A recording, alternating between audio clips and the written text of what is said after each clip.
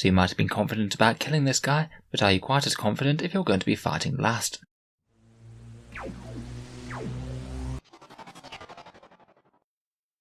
Hello and welcome back to Auspex Tactics, the strategy-focused 40k channel, for another Indomitus datasheet review. For me, this Judiciar is one of the most interesting new characters from the new Space Marine Indomitus box, and it's been good to get a look at his full rules. In this video, we'll take a look at his datasheet, talk through his abilities, discuss different ways of fielding him in battle, and talk a little bit as to whether I think he's going to be worth it in a more competitive Space Marine army. So the Primaris Judiciar is an elite choice for Codex Space Marines, and he costs 4 power level or 85 points as per the new leaked rules. I think being an elite choice will somewhat hamper him. In general, characters will get played a little bit more if they're HQ choices, as that way they can help fill out detachments. In terms of his stat line, it is exactly identical to a Primaris Chaplain: movement 6, weapon skill 2+, ballistic skill 3+, strength and toughness 4, 5 wounds, 4 attacks, leadership 9 and a 3+ save. Unlike the Chaplain though, I'm afraid he doesn't have a Rosarius. He only has a 4+ invul save in melee due to his blade parry special rule, so he will be a fair bit easier to gun down, particularly with high AP weapons.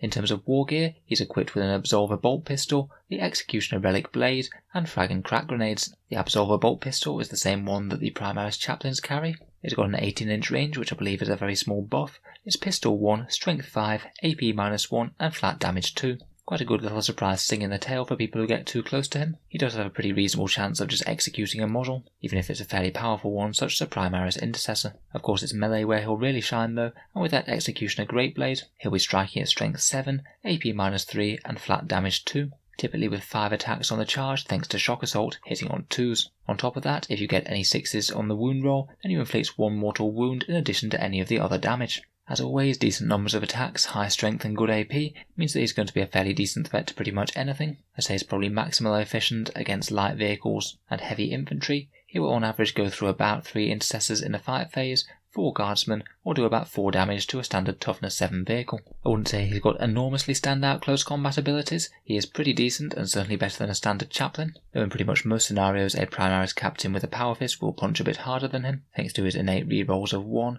and also the higher strength of the power fist. Still though, I think the best ability that the Judiciar brings to the table is his Temple Mortis. His unusual little hourglass gizmo that he carries allows him to select one enemy unit at the start of the fight phase, and that unit will not be able to fight until all other eligible units have done so that phase. Basically, he makes one unit within 6 inches of him always fight last, even if they charged. He doesn't even have to be in close combat himself to be able to access this, provided he's close to the fight, so he can use it to help out other elements of your army if they become engaged.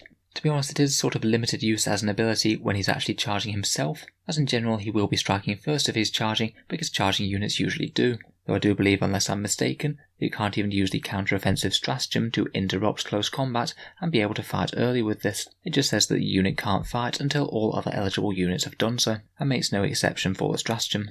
In any case though, I think it's far more powerful if the opponent's actually charging you. Say if he's hanging around with a unit of aggressors or something similar, and the enemy has some scary assault elements, maybe some of those new Necron Scorpec destroyers just as a random example. They charge into the aggressors thinking they will make short work of them before the aggressors ever get to strike, but if this guy's in range, then he can make them fight last, and potentially your aggressors could get the jump on them, crushing them with their power fists before they even get to attack themselves. It is a really powerful little counter close combat buff, and for me it's probably the main reason to take this guy, as like I said his combat abilities are pretty decent, though not absolutely outstanding, and unlike other chaplains he doesn't provide any sort of buff to your nearby units such as with Linton's. So those are his strengths. In terms of his weaknesses, obviously he's going to be a little bit slow on foot, so it's going to be a little bit harder to deliver into close combat, say compared with faster characters with jump packs or bikes. He sadly doesn't get any sort of buff when in combat with enemy characters, which was something that I was kind of hoping he would, seeing as he really looks like he's built for taking heads of the enemy. And besides this Tempora Mortis to helpfully break enemy charges, he doesn't actually provide any direct buffs to your own units, unlike chaplains. That Temper Mortis ability is good, but my main problem is that it just won't be relevant against every army that you're fighting. A lot of armies in 40k, such as Tau and Guard for example, don't often tend to bring that many melee units to the table, and if you're not being charged by any enemy threats, then it's not really going to be getting anything out of that ability. It also only has a 6-inch range, which isn't bad, but it does mean that if your units are a bit spread out and they lie outside of this 6-inch range at least partially, then your opponent could potentially charge the part of them that isn't within the range, and still get to strike first anyway, or just flat out decide not to charge them and maybe do something else if they really think that this is going to be a big deal. So it is an ability that has some counterplay to it.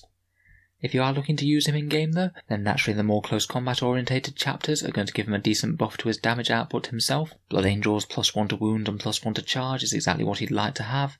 White Scar's advance and charge could get him in combat a bit faster, particularly as a slow moving foot choice, or Salamanders or a successor chapter with Master Artisans will certainly amp up his damage output massively, seeing as he doesn't have access to rerolls innately.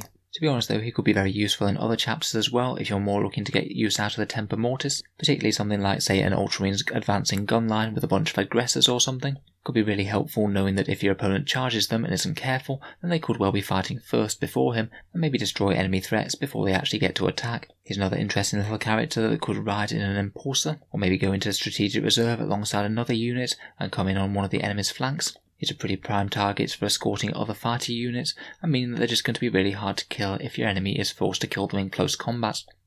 So overall I think he's an interesting choice, and particularly if melee does become fairly prevalent in 9th edition, which remains to be seen at this point, then he could be a good include in many lists. His close combat abilities are decent, but I just think that Temper Mortis ability is a bit swingy. It's going to be very powerful against some armies and really not against others. I think in general more competitive players will tend to invest in something that just gives a solid buff to their nearby units, say taking something like a Space Marine Captain with a Power Fist or Thunderhammer, who still hits like an absolute truck, but also gives out a very handy reroll 1's aura, which I think will be more useful in the most part. This guy is fairly cheap though, and he has a really awesome model, so I certainly wouldn't feel bad about including him in any sort of army. He's not going to detract from you too much, I don't think. So let me know your thoughts and opinions on him down in the comments below. Can you think of any other sneaky tricks to put that Temper Mortis ability to good use with? And do you think that I might have either overrated him or underrated him slightly? It'd be interesting to hear what you have to say. If you've enjoyed the video, then feel free to subscribe to Auspex Tactics for more similar reviews coming out each day. And if you've been enjoying my videos recently, I'd just like to mention that I do have an Element Games affiliate link, which is down in the video description below. If you were thinking about buying in some model soldiers at some point, and you live in the UK or Europe, then Element Games is an excellent discount retailer, which gives you 10 to 20% off Warhammer 40k products, and if you order after clicking the link in the description below, a little bit of that money goes to help support the channel, while not costing you any more whatsoever, so it can just be a way to support on purchases that you're already thinking about making. In the USA and Canada, I also have a link to Amazon, again in the video description. Basically, if you click that before making any Amazon order, then a small amount goes to help support the channel, so it could just be something to think about if you'd like to say thank you for the videos, and you were about to buy something on Amazon anyway. They do stock the vast majority of Games Workshop's range. In any case, a massive thank you for listening to the review, and I'll hope to see you guys next time.